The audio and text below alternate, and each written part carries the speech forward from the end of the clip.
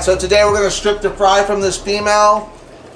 It's been about 17 days since the eggs were laid. Now you can leave them longer, but I find that, especially because the male's been pulled from this one because they were fighting, that just gives her a little bit of relief. And these guys are ready to go into their own tank. If you want to keep them longer, that's fine. My rule is about between 15 and 20 days. What I find after like 20 days is the female starts getting a little stressed out. So this is the best technique I've come up with. I used to try to siphon them. Didn't always go well because it tends to cause a little trauma as far as going through the tube and then hitting the water. This way is a lot easier. But the first thing we're going to do is pull this tank apart a little bit, because what we're trying to do is keep the fry with the female. That's the key to success. So if you can't get all the fry on the first time, don't keep going in and stressing her out. Do one good swoop, get most of them out, and then she's going to be fine with a few left on her. That's going to bring her stress levels way down and help her relax. But also when you strip away all the fry at once, and sometimes we can do that, we get lucky, but when that happens, it tends to stress her out for the rest of the day looking for her fry. So if you leave a couple on her and they grow up with her a little bit, now if you're trying to breed them again, that's not going to work, because they'll actually start to eat those fry, or at least take those fry down to spawn again. So she's by herself because her and the male were fighting, and I had that in a previous video. So today I'm just going to kind of go through the process, how I do it, the other tank, how I set that up. This right here is about 84 degrees. This one's about 86 right here. And the reason why is because the heater's in this one, and I built a solid barrier. Now I'm going to change these barriers. I'm going to probably be offering these barriers soon on my website. I got a whole different system, and I would just need the dimensions of your tank, because what I'm going to do is bring this foam out a little bit. That'll compensate a little inconsistency in tanks. I'm going to see how that goes. But I still have about 6 months to a year until this is ready, because this design is something that I've had for years and it works for me. But what I'm finding now is, because I made it solid so the fry can't get through, because if they get through, these other fish are going to eat them. But what's happening is I'm not getting great circulation through the tank as far as water, heat, and fresh water. I think it's fine, and as far as the water, but I just want the heat to be more evenly distributed. So that's something I'm going to work on to update this a little bit. So I'm going to start taking this thing apart, and we're going to pull these fry and see how it goes. Each one's different, so it's always a journey. Alright. Okay, so I won't be on camera on this because I want to tighten it as much on the tank as possible. First thing we do is take the tops off. We want to have a nice access to the tank. And I talk about leaving the cone in with the fry. They actually feed off that cone. But also gives a little security for the female, and she tends to drop them off on that cone once in a while when there's not a male around. So pull the cone. Now you're going to see it's going to be a little stressful for her because she knows what's coming. She's done about 6 of these. And then what you want is a fine, big net. Okay? Really fine. So that's kind of what we're looking for, is the finest you can find with the biggest gap. And then what you want to do is just come in. And so what's happening is she understands what's happening, and so she's throwing the stress signal out to the babies. Get close, something's happening, right? And that's to our benefit to catching these fish. So basically what we do is we just come in under her, and then we want to kind of just bump her out and get as many fry as possible. Now I have probably 30 fry in there, and there's still fry on her side. Okay, so I can go back again and get her and get some more. Leave the rest of the fry, and you can come back and get those later. I'm going to show you release these in their tank. It's a stressful situation. We're gonna leave this here. We're gonna go over to the other tank and let them go. Okay, so we have the fry in this net. We're gonna release them. It's pretty gentle on them, but you're still gonna have some casualties. Hopefully it's just one or two. If you haven't really grabbed a net, it's pretty soft and they're gonna be fine. So you can see those babies in there. Then you want to check the net. Make sure there's nothing left in there. So the net is clear. Okay. Double check, triple check. Check all the corners, the edges, the flaps. You want to check everywhere, because every discus is important. And you notice that I had the lid off. I'm going to guess about 60 discus in there. I know it's hard to see on camera. Maybe you guys can count them and tell me. So if you can do that, that'd be awesome. But this is the easiest I have found to get the discus. Now, I counted about 10 to 12 still left on her. That's perfect, because she will still keep those parental instincts. But if there was a male and a female right now, I'd probably go back and pull them all. But because she's by herself, and I don't want her laying eggs anyways, I want her to relax a little bit and just take care of these babies. And these guys are exactly 17 days old from eggs being laid, okay? So, look good, everybody looks good, no casualties. There's up in the corner, I missed a few. There might be more in there than I thought. Now, you're gonna see a little size difference. That's normal. I don't see any belly sliders yet, so it looks great on that. Now with the water, what I did is, I didn't try to match it. I just went with RODI and a little bit of tap water. We'll get some baby brine shrimp a little bit later. I'm gonna just let them relax. Put the lid on. What I've done is basically taken the just RO water, and then I had a little bit of tap water in there. I didn't try to match, I didn't check pHs, I didn't do any of that. I just know my RO comes about 7, and 7's a good number to transfer fish as far as anything, because you're right in that sweet spot. But what I also did was that the breeding tank's about 84 degrees, a little bit hotter. And I don't want this up that high as far as, 88, where they're going to go in a couple days. I want them to grow out at 88 degrees. That's for the first month or two. So the heater I drop down, and then over the next 2 days, I'll probably bump that a degree every 12 hours. So in the morning, afternoon, and it'll be a slow ride. You could bump them up instantly, but I just find the stress levels stay way low. And right now they're a little stressed out because they're looking for their mom. So they're going to huddle in this corner for probably the next day or so. Now what'd be really great is getting a cone and putting in there, because they already feel that cone as far as their breeding tanks, and they're going to go to that and kind of relax on that. So let me pull a cone out real quick. So I pulled out another cone from another tank.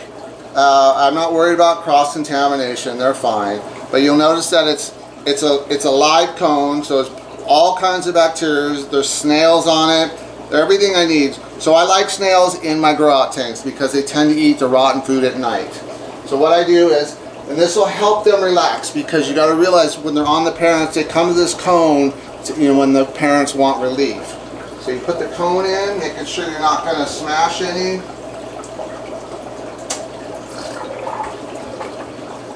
And then they're going to find comfort in this cone. Because mom's gone,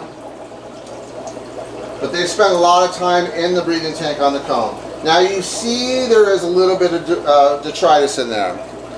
I want that in there. So this tank's been going for about 3 days. I want that in there because they will actually nibble on the bacteria and everything. So you can already see them congregating around the cone a little bit. I hope you can see that on camera. Now I want to talk about time. You do not have to pull the fry at 17 to 20 days like I do. I like 15, 16, 17. Those are just personally what I found where I have the highest success. I have seen people grow out discus with the fry for a couple months. What tends to happen though is the parents start showing aggression back to the fry because they want to spawn again, especially if the male and the female are still with the fry. So that's why I kind of picked that 15 to 20 days. Now, when I say 15 to 20 days, that's from the time of the eggs being laid. That's not the time of hatching, because I mark my time from the minute, well, the day of the eggs being laid and fertilized, because that lets me know between spawns how far, and it's pretty consistent, about 15 days. If you want to breed discus consistently, you're going to be about 15 to 20 days per spawn. Now, I wouldn't recommend that over 5 or 6 spawns, because it really puts a lot of stress on the female. And in order to do that, you have to pump them with protein, because the female has to put out so much to lay these eggs. She puts out everything basically to regenerate the population. And in the wild, you got to remember, this is not what you're going to get in the wild. Out of 100 fish, you might get 1 fish to survive. So you're going to get a 1% survival rate. We manipulate that number and do the best we can. Now, some of the defects we're going to find, and I'm going to show you in this tank next to me right here. So this tank right here, I have a small spawn of the same discus here. What I'm noticing in here, because it was a small spawn, you probably got 15 in there. I'm noticing that, and this is what happens when you get small spawns. That's why it's not really always the best idea to pull small spawns, because your call rate goes way up for some reason. You're not getting the numbers to spread out that genetic code.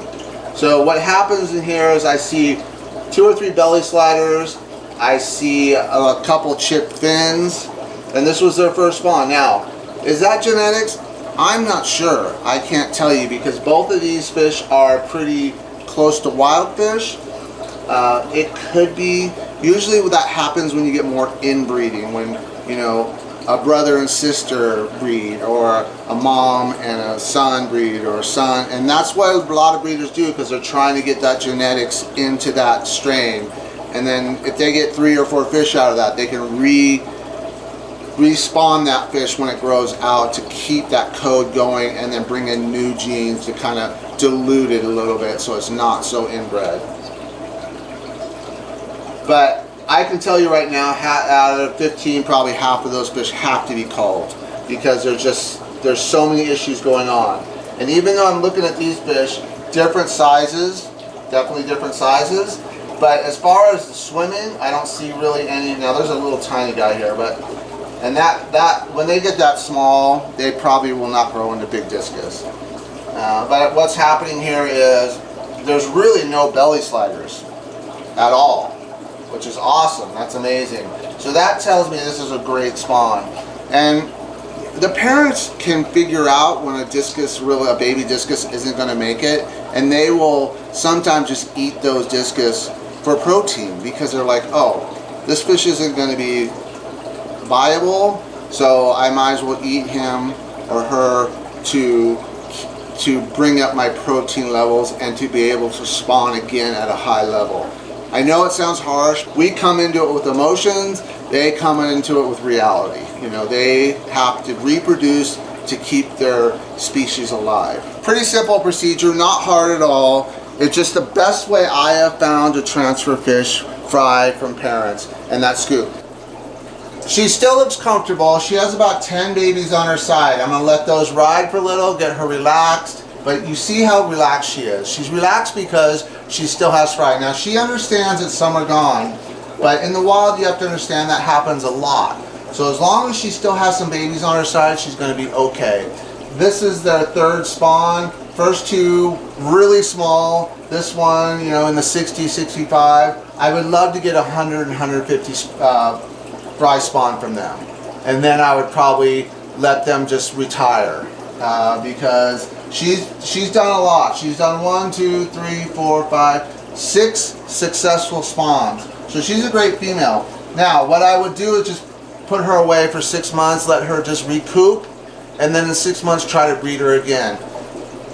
Their breedings, their viability for breeding is a few years. So they got a good 3 or 4 years, and she's young. She's about 18 months old. So you don't want to just keep pumping her as far as breeding her, because it will take a toll on her and she will die young because of all the breeding. You got to figure in the wild they breed a season, right? They don't breed all year long. So we have to give them those breaks. But she looks really good. All the fry look good. Everything's kind of calmed down. Now when you strip away all the fry at once, what happens is she will be frantic. She will go from side to side, and I've even seen them smack the side of the tank. So it's better to strip the rest of them away in the evening, like right before lights go out, because she'll calm down once the lights go out. She'll realize they're gone, and then she'll wake up in the morning and she'll have forgotten all about it, as far as I can tell, because she wants food, she's ready to go again. But what's happening in her body is, so that's a signal to her that the fry were taken and she needs to spawn again, right? She still has time, because in the wild it's conditions that make them spawn. So she's in still optimal, conditions. Now, because of 6 spawns, I might spawn her one more time, because I think she's on a track to get that 100 to 150 fry spawn. One thing I will do before I reintroduce the male is I will pump her full of protein. She will get so much protein. She will get bloodworms. She will get frozen shrimp. She will get the Daily Delight. She will get nothing but quality for about a week. Just pump full of protein. And you will see her belly start to expand, and that's the food and the eggs developing. Great female, and this is my strain. This is a blue-faced Namunda Heckle on a domestic red turquoise discus. So this is generation 1 of what I'm trying to create. So only going to go up from there, and the male is amazing too. That she's actually spawned with 2 different males.